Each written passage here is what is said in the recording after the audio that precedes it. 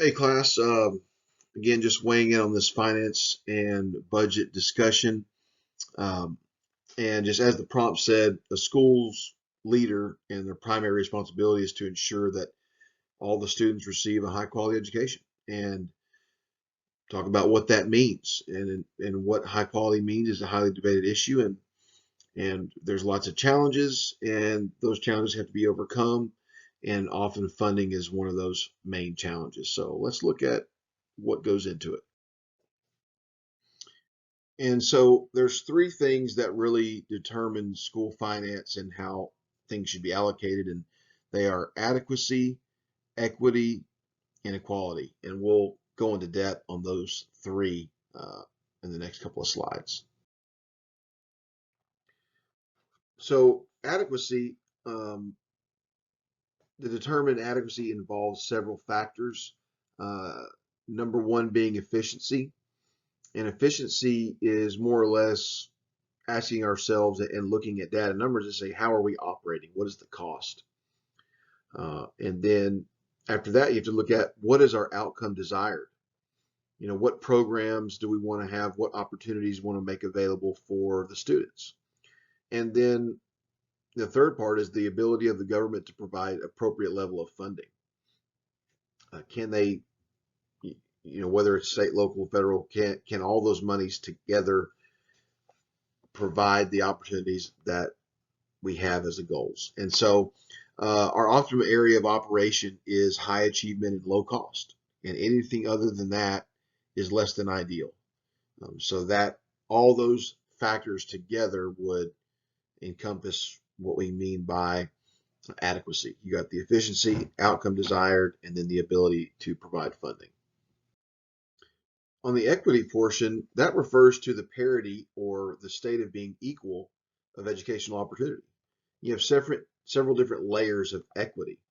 You have horizontal equity, where you're having the equal treatment of equals. And then you have vertical equity, equal treatment of unequals.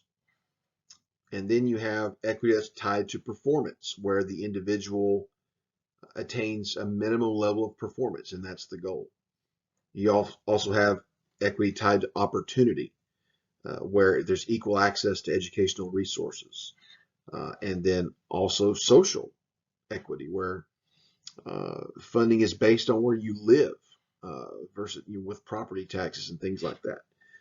So again, referring to the parity or the state of being equal of educational opportunity. That's what we mean when we say equity. The third part is equality, and we define, or the author defines, equality as a basis for defining educational opportunity. And I believe that's a great definition because you're looking at different layers of equality and starting with racial equality. And you can go all the way back to 1896 with Plessy versus Ferguson, saying that separate but equal.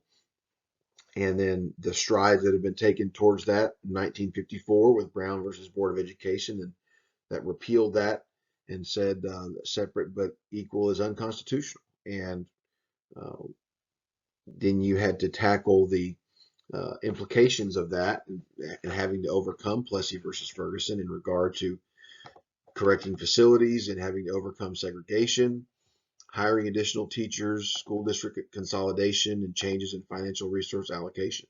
All these things had to be addressed. Um, and then as far as equality aside from race, you have gender equality in Title IX and what that did for women in sports and the expanding of facilities and staffs in sports and having female custodians being paid the same as their male counterparts and having the stipends for coaching equalized to reflect time spent on task for specific sports and things of that nature. So a lot of implications there for gender equality. Um, there are also implications for students with disabilities and special education funding and how that's dealt with. The state of Texas was actually sued here in the last year or so for placing a cap on, TEA placed a cap on the percentage. I think it was 8% of the students in a district that, could be um, labeled under the special ed umbrella. And then what's interesting, I've also noticed that there's a 5% cap on gifted and talented students, which also seems to be unconstitutional. Um, then you have undocumented students. In the United States, we spend over $40 billion annually to educate these students. And Texas has one of the highest numbers in the nation in immigrant population. So those monies have to be allocated there. And so when you talk about all these different aspects of adequacy, equity, equality, there's lots of implications that come to play uh, in these situations. And um, we have to, I tend to agree with the author.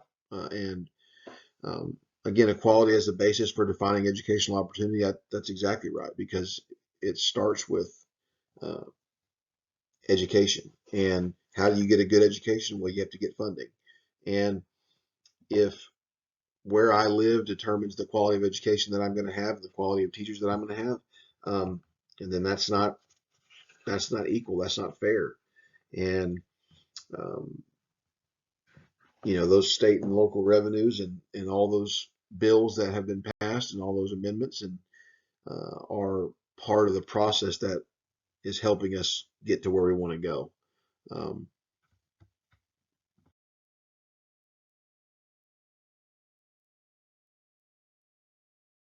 there are several issues in Texas public school financial system that are, pressing and causing problems. And there's been a lot of recent shortfalls in state funding, and that has resulted in things that you see across different school districts across the state. For example, in some of the metroplex areas, you're starting to see things like pay to play policies for extracurricular activities. Um, you're seeing, you know, districts that maybe want to build an indoor facility or an ag shop or a band hall, and they're don't have the fund balance, they can't pass a bond, and so they reach out to, a local donor, and they provide the naming rights, and that donor puts up the money, and then they get to name it after themselves. So you're seeing these things happen. Um, I know here in Atlanta we have the Atlanta Education Foundation, which is created just to help fund education here in Atlanta and provide grants for teachers to, you know, get professional development and provide funds for things in the classroom. Um, and then you have the issue of property taxes spiking and whether or not bonds are going to get passed because people don't want to see their taxes go up. And then so you have different school districts across the state that pass bonds all the time, and you see their facilities continue to improve. You see other school districts that hadn't passed a bond in 20 years, and their school buildings are falling apart. And so uh, between 2008 and 2018, so that decade, the state revenue stream for schools declined by almost 13%, while the student population simultaneously increased by almost 14%. So you see there's an increase in the need for monies while there was a decrease in the state revenue stream. So that's an issue. Um, you got TRS issues. You got Senate Bill 1444, which made it possible for districts to enter or leave TRS in active care.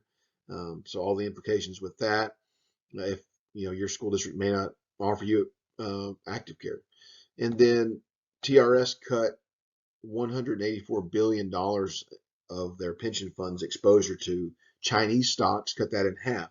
And the reason was given by TRS was that because an MSCI emerging markets index that it used gave an outsized weight to China.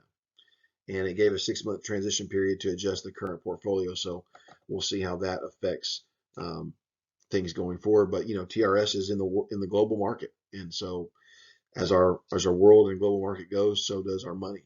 So that's very very interesting.